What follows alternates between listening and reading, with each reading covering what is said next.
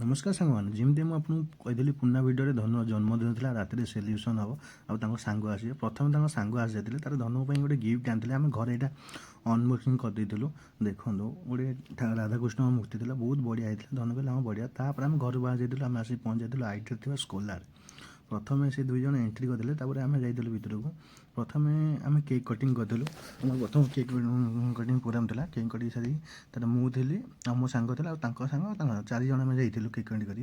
ତା ଧନୁକୁ ଆମେ ବି ଏଇଠି ବହୁତ ୟୁଜ୍ କଲୁ। ଧନୁ କହିଲେ ଥ୍ୟାଙ୍କ ୟୁ ଯାହା ହଉ ମୋ ଦିନଟା ଆଜି ବହୁତ ଭଲ। ତାପରେ ମୁଁ ଅର୍ଡ଼ର ଦେଇଥିଲି ଭାଇଙ୍କି ଷ୍ଟାର୍ଟରରେ କ'ଣ ଥିଲା। ଷ୍ଟାର୍ଟରରେ ଆମର ଥିଲା ପ୍ରଥମେ ମସଲା ପାମ୍ପଡ଼, ଆଉ ଥିଲା ଚିକେନ୍ ଲଲିପପ୍, ଆହୁରି କିଛି ବହୁତ ଆଇଟମ୍ ମିଳିଲାନି ଆମକୁ, କାହିଁକିନା ଆପଣ ଜାଣିଥିବେ LPG ସର୍ଟ ପାଇଁ ଗ୍ୟାସ୍ ଯେହେତୁ ଆମକୁ କିଛି ବହୁତ ଆଇଟମ୍ ଆମକୁ ମିଳୁନଥିଲା। ତାପରେ ଧନୁ ଟ୍ରାଏ କରିକି ଦେଖୁଥିଲେ କେମିତି କ'ଣ ଟେଷ୍ଟ ଥିଲା। ପୁରୁଣା ଟେଷ୍ଟ ଅଛି ନା, ବହୁତ ବଢ଼ିଆ ହେଇଥିଲା।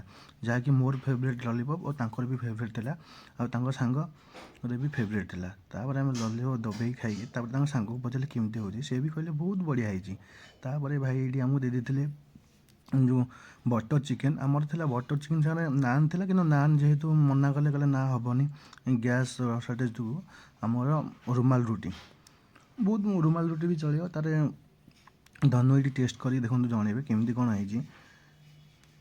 ଧନୁ ବଟର୍ ଚିକେନ୍ ଆଉ ନାନ୍ ବଟର୍ ଚିକେନ୍କୁ ତାୱା ରୁଟି ବହୁତ ବଢ଼ିଆ ହେଇଛି, ସିଏ ବି କହୁଥିଲେ, ତାଙ୍କ ସାଙ୍ଗମାନେ ବି କହୁଥିଲେ। ତାପରେ ଆମେ ମଗେଇଥିଲୁ ମସଲା କୋଲ୍ଡ ଡ୍ରିଙ୍କ୍, ଯେଉଁଟାକି ଆମର ଲାଷ୍ଟରେ ଥିଲା।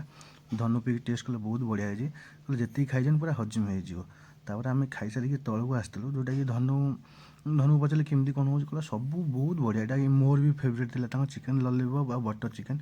ଆପଣମାନେ ବି ଯେଉଁମାନେ ଖାଇଛନ୍ତି ନିଶ୍ଚୟ ଜଣାଇବେ କମେଣ୍ଟରେ ତାଙ୍କ ବଟର୍ ଚିକେନ୍ ଆଉ ଲଲିପପ୍ କେମିତି ଥିଲା। ବହୁତ କମ୍ ପଇସାରେ ବି ମିଳୁଛି, ତ ଆପଣ ଯେଉଁମାନେ ଯାଇକି ଖାଇଛନ୍ତି ନିଶ୍ଚୟ କମେଣ୍ଟରେ ଜଣାନ୍ତୁ।